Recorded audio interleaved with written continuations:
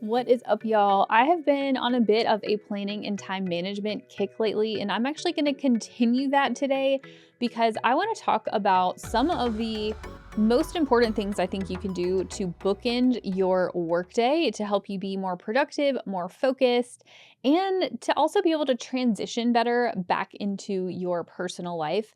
And that is your routines that you have around starting up and shutting down your workday. You might think about the way that you start and end your workday as not an area that you'd have to actually have a routine around. But I personally have found that having a really good startup routine actually helps me get into the zone and get into deeper, more focused work faster. And then also it helps me just prioritize my day better. And then having a really great shutdown routine helps me to transition into mom life and family time. It helps me leave work at work, and it really helps me feel more in control of my day because of the things that I include in my routines. You might not have a routine at all, or you might not think you have a routine, but actually, we all have some sort of routine that you start as soon as you show up at your desk in the morning. And then as you leave to transition into home life or family life, you may just not have much intention around what goes in those routines. For me, I actually think that my workday shutdown and startup routines are more impactful to me even than my first thing in the morning routine, like when I first wake up in the morning, and then my evening routine before bed, although those are important too. But I actually find that when I maintain my workday routines, actually everything else is just a lot easier for me to also maintain. Let's talk about how you can be more intentional today. I'm going to focus on your shutdown routine because I think that having a good shutdown routine actually will help you later on have a good startup routine. I find that the days where I don't do my full workday shutdown routine are the days where the following morning where I come in, I'm feeling more stressed, more chaotic. I don't know what I'm going to focus on. It just takes me more time to get set up and ready to go. So, today I'm going to talk about the shutdown routine. I'll share what's in mine and some other things that you might want to include in yours so that you can think about how you want to create your own shutdown routine. And then next week, I'll come back and talk about your startup routine. So, my workday shutdown routine actually helps me become way more intentional with how I spend my time. And it helps me to make sure that I am prioritizing the things that are important to me rather than feeling out of control with my days, rather than feeling like everybody else has priority over what goes in my calendar. In my shutdown routine, I am figuring out for the next day, what do I really need to prioritize? And I'm making sure that everything has a place, whether it's on my calendar for the next day or in my task manager or organized somewhere else. I'm helping to clear out my brain space. And that is one of the main ways it helps me to transition better into family life. So I can be more present with my family because I'm not sitting here spiraling and thinking over and over about whether I have everything, taken care of, whether I forgot something. I've already addressed it in the shutdown routine. So, the main purpose, what I'm trying to accomplish with my shutdown routine, is I'm reviewing what I did today. I'm planning out what I'm doing tomorrow. I'm making sure, like I said, that everything has a place, and I'm transitioning from work mode into personal life mode, really into mom mode. So, I'm going to share what I put in my workday shutdown routine, plus a few other things that you might want to include in yours. So, the first thing that I do in my shutdown routine, I do this at the end of every day, is I go into my email inbox and I reply to all of the emails that I need to reply to. Now, I do want to have a quick caveat that for my Young and Co email, I actually have one of our team members who manages my inbox. And I have used for years something called email stacking, which if you go Google it, or maybe we can put a link in the description.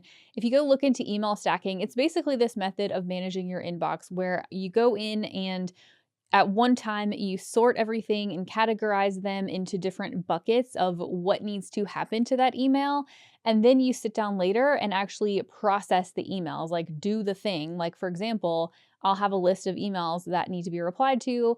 And so at one point near the end of my day, typically, I will go through and reply to those. But my admin actually helps me to do the organization and the stacking part. And she also replies to a good bit because at this point in that business, there's not a ton that I actually personally need to respond to anymore, which is an amazing thing.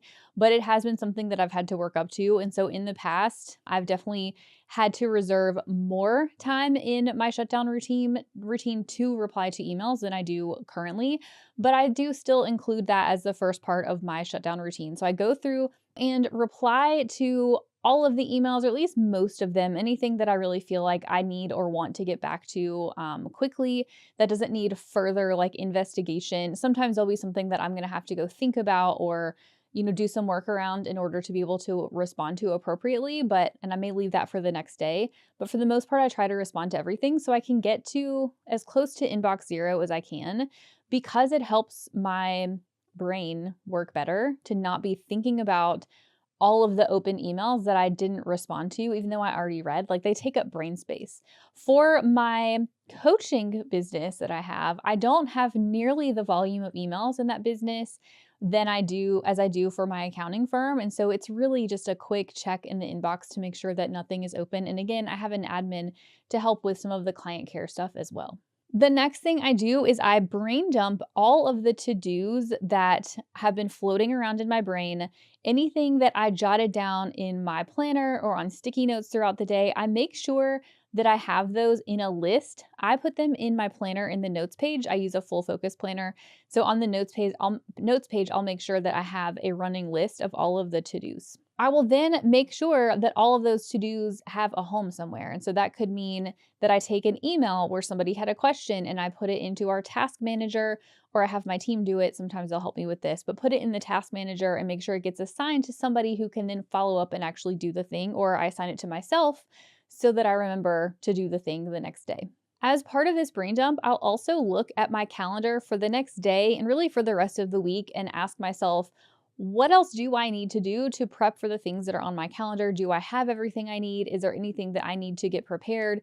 I'll make sure that ends up on my to-do list. So I'll take those to-dos, which usually aren't that long. It's not like I'm coming up with this really long list of to-dos, because when I do this on a daily basis, it keeps the new ads to a minimum because I'm constantly brain dumping and writing down things as they come to mind.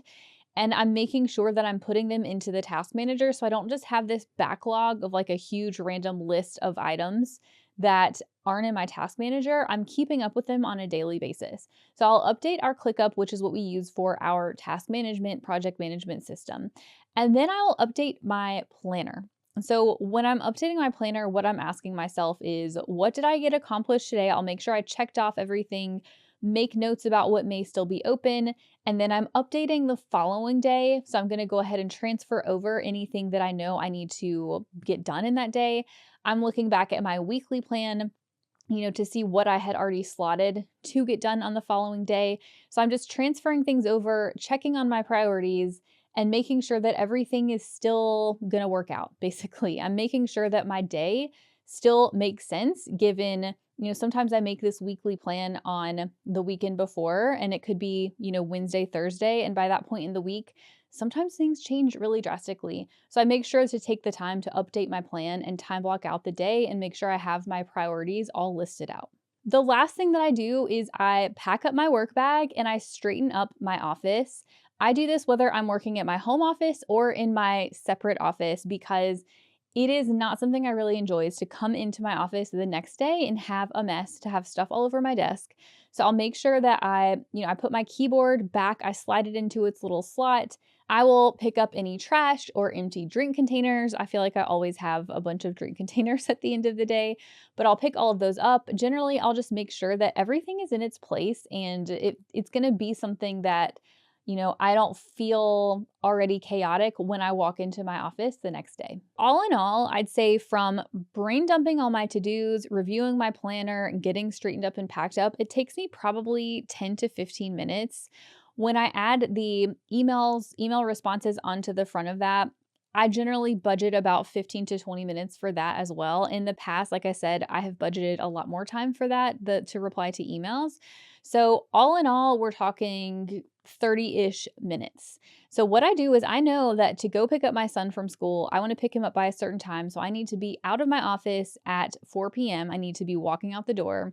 So that means at 3:30, I will have a timer go off on my computer is where I put mine so that I get a little sound. I'm reminded that it's 3:30. I need to be wrapping up whatever it is that I'm doing so that I can transition into my shutdown routine and then get out the door on time. So if you want to make your own shutdown routine, which I highly, highly recommend as a just better way to feel more in control of your day and have a better transition into your evening time, start to think about the things that you might want to include. So I gave you mine as an example. You can do those things. You might want to add some other things, like maybe you take a walk. Maybe you do some meditation. Maybe you do some journaling. Maybe you take the time to practice gratitude, to reflect on your wins. Maybe you also want to do a digital declutter and make sure that you close down all your open tabs that you had for the day. But really, what you want to do is ask yourself what things you can do that will help you to feel that much more prepared when you come into your office the next day, that will get you ahead and help you to feel more in control of your day and just more at ease to help you clear your brain and just to feel, like I said, more in control. So I will also add a quick note that if you don't currently have an intentional startup or shutdown routine, don't go from no routine to trying to do 50 things in your routine. I think just adding a handful of things. For me, I think one of the most impactful things is just having my planner updated, writing down what I'm going to do the next day is the most important thing that I do. So if you start with something, I definitely recommend starting there. And so just pick 1 to 2 tasks that you're going to add to your routine. Set a timer on your phone for when you're going to do it every day or on your computer. And then practice doing that habit. And then once that becomes second nature to you, then start adding more things into your routine. All right, so that's it for this week. Next week, I'm going to come back and talk about my startup routine that I do at the beginning of every workday. And I'm curious for everybody watching or listening to the podcast, you can also come over to YouTube and catch the video version. But I'm curious, what other things do you do in your workday startup and shutdown routines that I didn't talk about here? Let me know in the comments underneath this video. So I hope this was helpful, y'all, and I'll see you back next time.